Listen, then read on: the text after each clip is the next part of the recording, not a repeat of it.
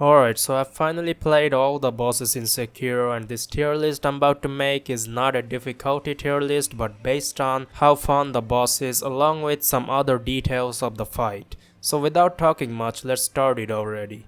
First we got our boy Gubu. His battle cry was the best and he had the best boss entry of the century. He's a good tutorial boss. I think it shows you the pace of the game. You can deflect and hit, you can also grapple on him, or you can also use firecrackers. So yeah, this boss fight teaches you a lot of stuffs. Also, he was a remarkable soldier and the rear guard of Ashina. By killing him, you let Ashina to be invaded. Thank you, Miyazaki. So yeah, I'ma put my best boy Gubu on S tier. Even my Steam username is this dude. Lady Butterfly. This boss fight could be difficult earlier in the game, but the fight pattern isn't that hard to grasp, I think. You hit her 3 to 4 times, then you deflect her, that's it. The shurikens are also helpful when she is in the air. You also need snap seeds for the second phase to kill her illusions. It was a pretty good boss fight set in a beautiful fiery location in Hirata, A tier. Kanichiro Ashina is another boss fight I would like to place high on the list. This guy taught me how to play Sekiro basically. Deflect, Mikiri and vault over. You gotta learn all these moves. It took me a good amount of time to finally beat him, and he was the first boss to have a third phase. You also learn how to lightning reverse in this boss fight. Overall, a really useful and intense boss. Genichiro, you are on the S tier, you filthy bastard. Next up is the folding screen monkeys. I was quite annoyed by them, to be honest. It wasn't a hard boss fight because it's a puzzle, but chasing after 3 monkeys became so boring and I didn't like this boss fight that much. So I'll put the monkeys on E tier. While Guardian Ape is really popular in the Sekiro universe for throwing shit at our face and also the bamboozle, the fight became pretty fun after learning what to do and how to play. Mostly you gotta keep your distance, run around a lot and avoid its grab kanjis. The second phase is the easier in my opinion, as you are back to deflecting his sword attacks.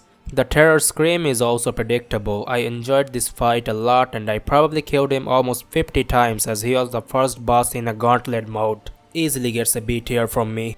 Alright, now the second time when he comes with his partner, he crosses the limit. It was an annoying enough fight already, and in the second phase you fight with 2 apes, which is just fucking insane. The brown partner ape becomes the bigger problem in this phase. You have to use firecrackers to kill his partner and also look out for his own attacks. It was super frustrating when I first played this boss fight. E tier for fuck's sake. False Corrupted Monk is pretty much the practice boss fight for the true Corrupted Monk later. I had a lot of snap seeds so I could decrease 1/4 of the health bar just by doing Thanos snaps. I also liked the location of this boss, it matches with the vibe. It had only 1 health bar so it didn't feel that challenging. So it goes to the C tier. True Monk is almost the same boss with 3 health bar. The second phase can be cheesed from the tree and the third phase has the terror problem. The bridge where the fight takes place is absolutely gorgeous. The thing from the deflect was so synchronous when she was doing her helicopter move. A great boss, A tier. Emma, who shows up with 1 health bar in the Shura ending, is quite a challenging boss. It's hard to heal in this fight. Emma's attacks are not very aggressive but they can be deadly when you don't act at the right time. Especially the grab kanji and the Ashina cross. But I wanted more out of her. It could be a really good 2 health bar boss. Also that means you'd have to put a sword in a waifu material twice. Well, can't put a waifu low on the tier list. Emma goes to the B tier. Right after Emma we got the Shura Ishin. So what's up with Shura Ishin? Well, personally, I didn't enjoy this Ishin as much as the Sword Saint Ishin. This Ishin dodges a lot and then hits you back with follow-up attacks, which is okay. The fighting area was small so healing was only possible if you are in a good distance. He hits his Ashina cross Ichimonji pretty well and everything is okay until the second phase starts. The fire attacks of this Ishin were hard to counter. I also didn't have emblems in my first time encountering him. Most of the time I died was because of the fire attacks in the second phase. Later I used my Lotus Umbrella to absorb the fire and hit him back. It wasn't that fun fighting him but he was a good boss. I'm gonna put him on B tier. If you stay loyal to Kuro, you immediately fight the great Shinobial. Shinobial was a tough fight. He had amazing posture recovery, he could lower your posture fast, and the opportunity to hit him was also narrow. So it took me a while to kill him. His anti-heal balls, poison, shuriken, and firecrackers were a subtle addition. Also he could Mikiri counter you. Slow-paced fight, but was a great boss. I almost got a boner killing him, gotta put him on A tier. But when he uses steroids to come back as the Owl Father, it was all messed up. The camera can go crazy in this fight. He uses his firecrackers more, he destroys you entirely if you fail to Mikiri counter his long thrust. In the second phase he uses his owl to cheese you and double kanji you. But overall this fight wanted more skill out of you.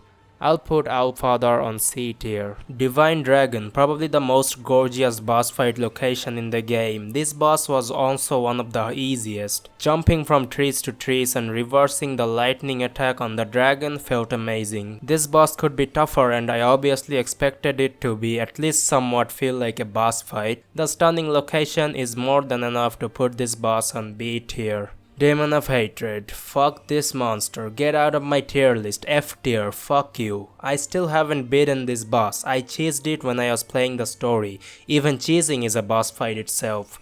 I can't dodge his stomps, I can't dodge his fire, I can't dodge the kanji either. This boss made me feel like the worst Sekiro player. He's just lucky F is the last tier in this list. Last but not least, Sword Saint Ishin. This fight was amazing. I absolutely loved fighting this boss. He's really tough I know, but he was equally one of the most enjoyable boss fight in Sekiro. You really have to be at your best to beat him. It's literally a hesitation is a defeat battle. I would put him on S tier, but this motherfucker has a Glock too. Well, that just makes me put him on A tier. And that will be the end of this tier list. Comment down your opinion, like, subscribe for more contents, and see ya.